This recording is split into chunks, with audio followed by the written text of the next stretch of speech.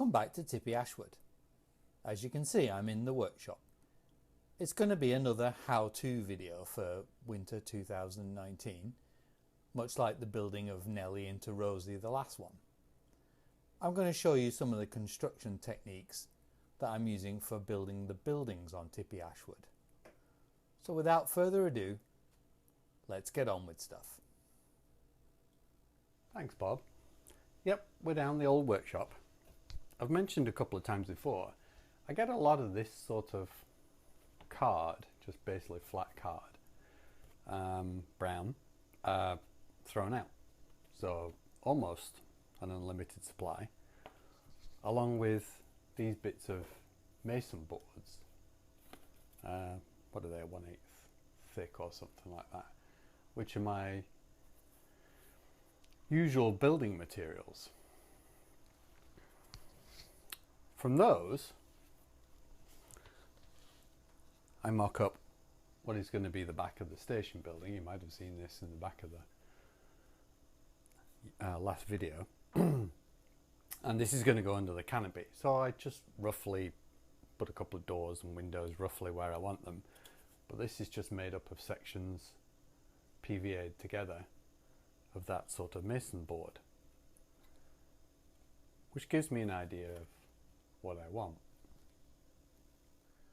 Then from there, using the card, photocopied brick paper, which I've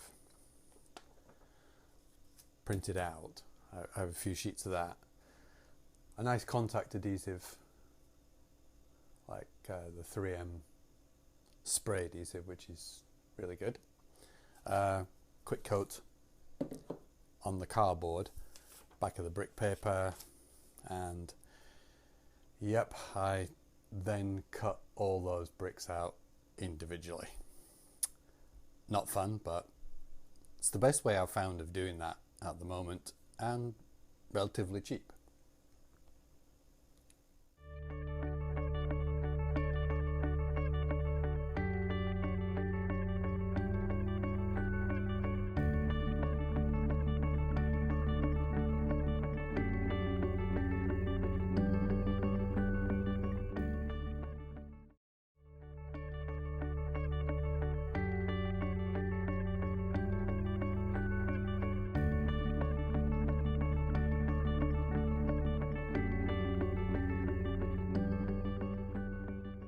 And yeah, once we've cut all those bricks, we just go and stick them all back together again, which is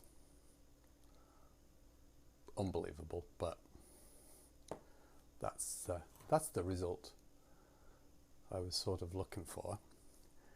And using the same pieces of cardboard, I cut out my basic door frames, and I layer those. So you can have opening windows, and you can see the recessed panels. It's just an extra piece of cardboard underneath. So doors, windows,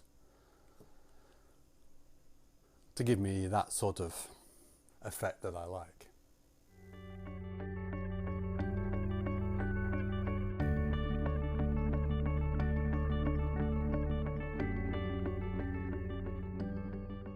And then moving on from there, you start throwing some paint on. I'm mainly using just cheap acrylic paint, actually. Not quite the cheapest that is on offer, but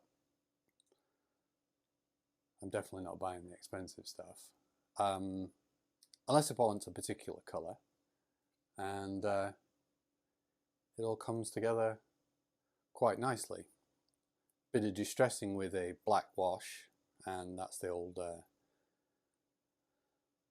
trick with acrylics and a bit of the blue washer fluid, and just dribbled into the brickwork. And I hope you agree that sort of gives me a nice looking building. One of the issues I've been sort of toying with is the coin stones, I think that's correct, on the side. How to make them look a bit more realistic. And actually a bit more depth into them. One of the things of working in Gn15 is that you do see quite a lot of texture. So I've sort of come up with the following idea. And here it is. Basic cardboard again. And you will see, yep, piece of scrunched up tin foil. So you can't screw this up too much because you do have to open it back up, and you notice I've got a couple holes, but that doesn't really matter. And it's an old trick for giving rock faces on some smaller gauges. But this allows me, much like the bricks, is to cut exactly the stonework that I want.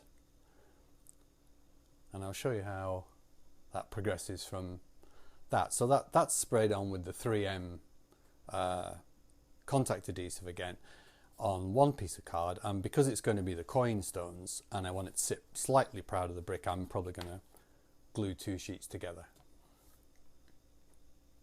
Then I cut them into 10mm strips, very carefully from the back, trying not to press the tin foil down too much, and then 10 by 12 little squares, millimeters. I'm probably going to do these a little bit bigger actually, but you'll get the idea of how I then dress the edges. So just taking a tongue depressor, which just gave me the right thickness, yep, believe this or not, just go along each edge and give it a little squash.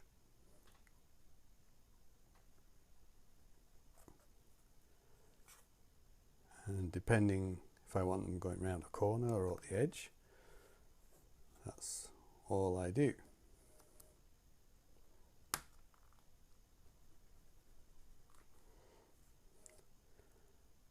I'm not sure on the video whether this technique really shows itself up. So in true Blue Peter style, here's one I prepared earlier. I've been working on the tunnel mouth that goes behind the engine shed at TippY Ashwoood. And that piece of station building will actually fit here. This is the internal door.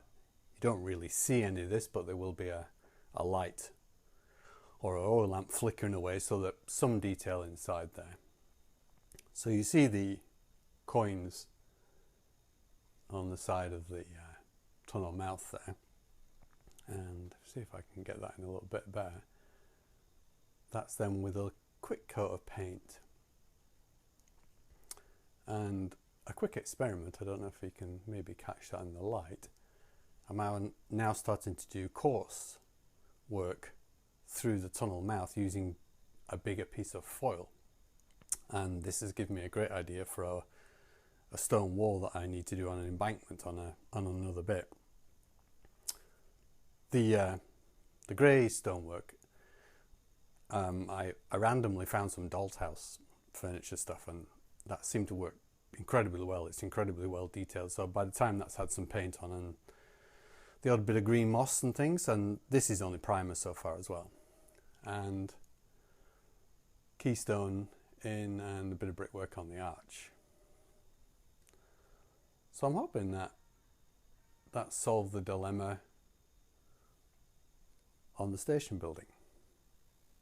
So after cutting all those bricks and sticking them all back together, stupid as it sounds, you end up with some of the station building, platform 1 I think it's going to be.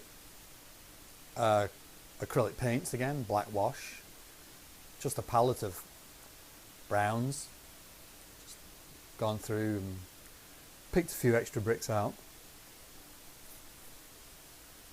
The coins with the tin foil sort of worked out quite well, and there's little interior detailing there as well. Again, it's not a place you're going to really see, but enough. I wanted some detail in there, and now it's going to be the really small detail stuff that's going to go on. You have to actually excuse this door, it's actually wrong. I realised after I put it in. But I'm trying out where the posters are going to go maybe, and the signs on the door. Just a bit of blue tack holding those on at the moment, just to give me the overall impression if things are where I like them.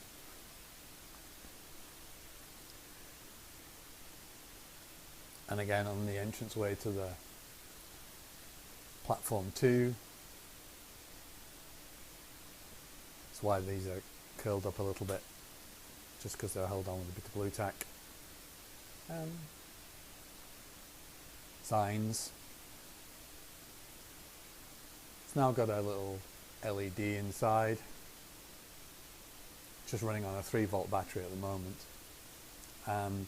These are one of those cheap flickering candles that you can buy in the teapot candle range around Christmas. I actually bought a 20 pack for not a great deal of money and then just used the LEDs. They came with the battery and an extra switch, but I'm going to have a 3-volt system running around the whole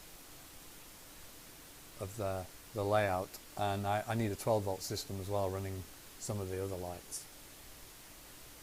And just going on from there, I'll show you the tunnel mouth with a bit of paint on it as well, which goes between the engine shed and the station on TippY Ashwood. Worked out quite well, the coins worked quite well, and I don't know if you can really see the detail in there, it's a bit dark. That little bit of building just basically snugly fits in there.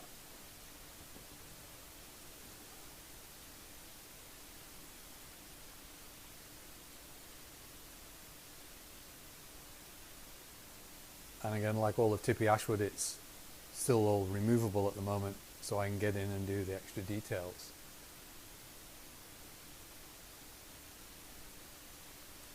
Move the light a little bit if you can see just a little bit better.